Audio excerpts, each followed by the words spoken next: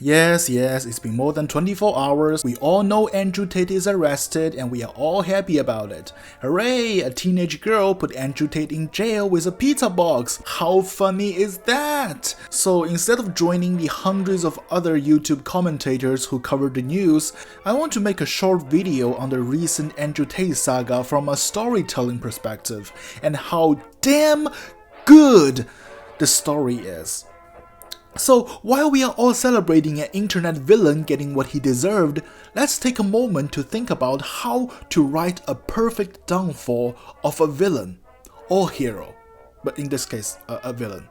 And yes, at this point I know the pizza box is probably not the biggest cause of the arrest as we've hoped, but let's just pretend that's what happened because I'm trying to have a conversation on the original news as a story and how it affected us, the audience. There are a lot of good stuff about the story. Greta Thunberg is basically a reluctant hero who got dragged into the story against her will, yet still inflicted the maximum amount of damage with minimum effort. She became the protagonist of the internet by doing close to nothing. Andrew Tate is dumb, that's for sure, but dumb people digging their own graves is nothing new. For example, the Alex Jones trial earlier this year is basically a speed run of how fast you can incriminate yourself. Your attorney's messed up and sent me an entire digital copy of your entire cell phone. But comparing to the recent Andrew Tate story, the Alex Jones trial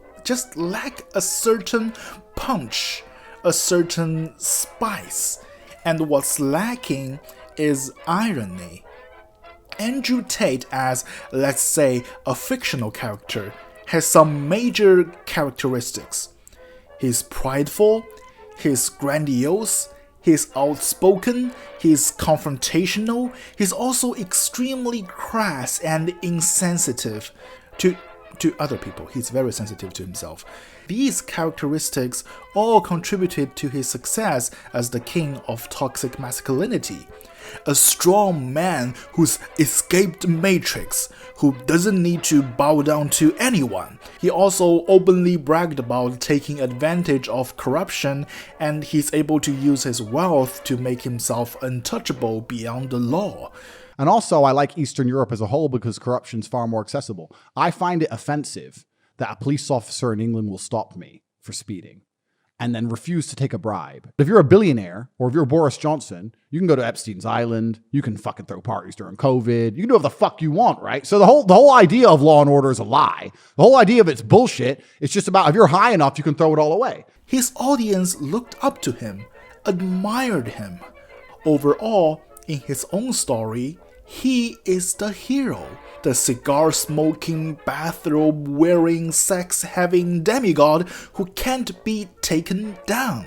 But ultimately, these characteristics are also his major character flaws, or to be more precise, fatal flaws. This is where the irony kicked in. Throughout the event happened between December the 27th and December the 29th, every decision made by Andrew Tate is an extension of his defining characteristics, and every decision step by step pushes him closer and closer to his own eventual downfall. First, he went after Greta Thunberg for no reason because he just can't live without drama and confrontation because his whole perception of strength is based on taking down others. After Greta clapped back, which isn't even a good roast in my opinion, but anyway, he refused to admit defeat because he's prideful and he can't watch himself getting ratioed by a 19-year-old. Then he made a video because he just had this insatiable desire to maintain his strong man image. And of course, he also couldn't help himself making fun of his opponent with a practical joke. Please bring me pizza and make sure that these boxes are not recycled. Throughout the entire drama, Andrew didn't make any mistakes. He's doing what he's always supposed to do. He has been the same Andrew through and through, and nothing he did is even slightly out of character. If Andrew's story stops here, if the conclusion is that Andrew got ratioed and ridiculed, then the story will be one of irony. However, The story didn't just end here.